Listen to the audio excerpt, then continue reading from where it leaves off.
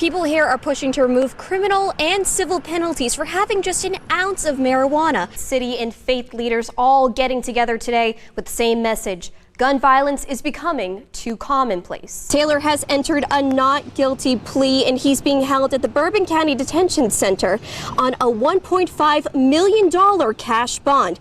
This video in the monitor here is footage of a fight that broke out outside. Let me tell you, these girls are real artists, especially my friend Olivia here, who's making something super special. As you can hear around me, students saying they set their alarm early this morning, not for class, but in support of Morgan Howe. Officially, Christmas Island isn't going to start until 6 o'clock, but I'm getting a little bit of an early preview because someone special just picked me up for a ride. Look who it is. Ho, ho, ho. That is not all of it in the cemetery. It's been pushed back quite a few rows. If you come up here, it is in pieces. We are talking 1, 2, 3. Here's what it looks like. You want to put your hand up like this, touch your thumb to your palm, and then curl your fingers.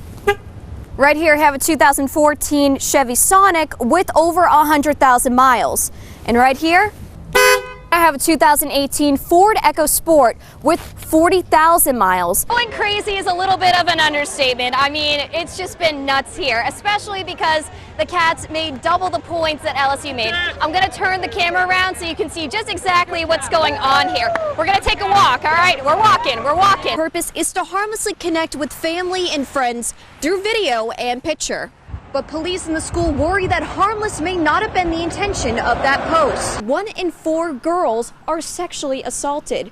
And they also say that 1 in 8 boys have also experienced sexual assault and abuse. Gerald Sopp pulled his pickup truck over to check the oil in his car. Little did he know that he would get caught between the bumper of his own vehicle and a transfer truck, crushed and then critically injured as the driver drove away. But I've chosen to go to this specific one because I can't get to my seat unless I have 2 things.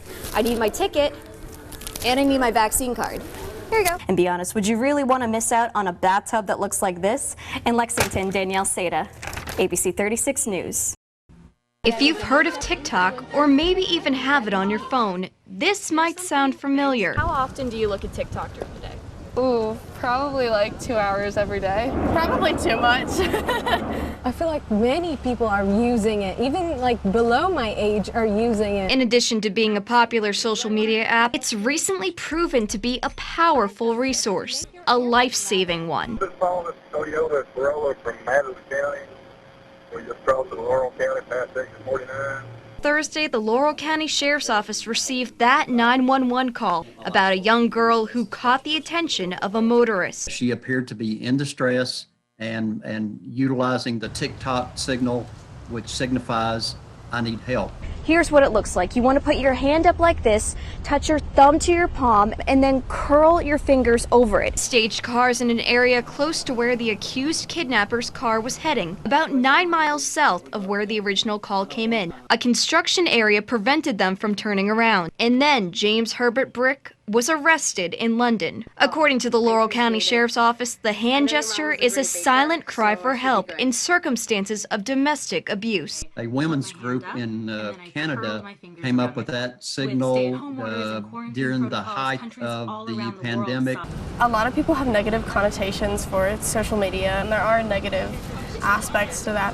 But what we sometimes forget is the positive implications, especially if it already saved one girl. We already saw that it was useful, so who knows what else it could do. But if TikTok isn't your thing, the most important lesson of all this might just be to be aware of your surroundings, for the sake of yourself and others. In Lexington, Danielle Saitta. Last week, Victor Selipina and a group of men from the Ukrainian Pentecostal Church embarked on a mission trip to Ukraine, potentially putting himself in harm's way and leaving behind his wife and young children. Nicholas is here. He actually cried. He didn't want me to go because he knew. He's seen the videos. He's seen, the horror that's going on there. I kind of wanted to go with him too. I kind of felt bad, but I let him go. After landing in Poland, the group made their way to the border of Ukraine. But there was a 23-hour obstacle in the way. We actually had to completely disassemble our bulletproof vest, so the actual metal or the steel is separate. You had a lot of those, right? Yeah, we had 96. Filipina says hotels close to the border were hard to come by because many people left everything to run to safety. I think it was like 2 a.m. in the morning, and they were crossing the border on foot, and you could see like a crowd of, I don't know, maybe 30, 40 people. They're kind of standing there all trying to warm up with like young children. Throughout the week, the group traveled to 4 different hotspots in the country, delivering medical supplies and bulletproof vests to the volunteers taking humanitarian aid to people in need. At one point, the group stopped at a warehouse to buy food and discovered they had run out of donation money, about $9,000 short.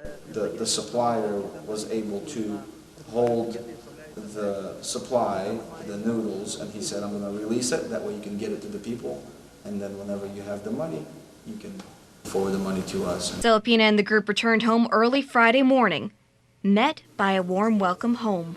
I couldn't go to bed for some reason, so when he came in, I still stayed up. I gave him a big hug. While Filipina says he has no immediate plans to return, he hopes to stay involved and wants to remind people that relief efforts don't require much other than the desire to help. In Lexington, Danielle Saitta, ABC 36 News.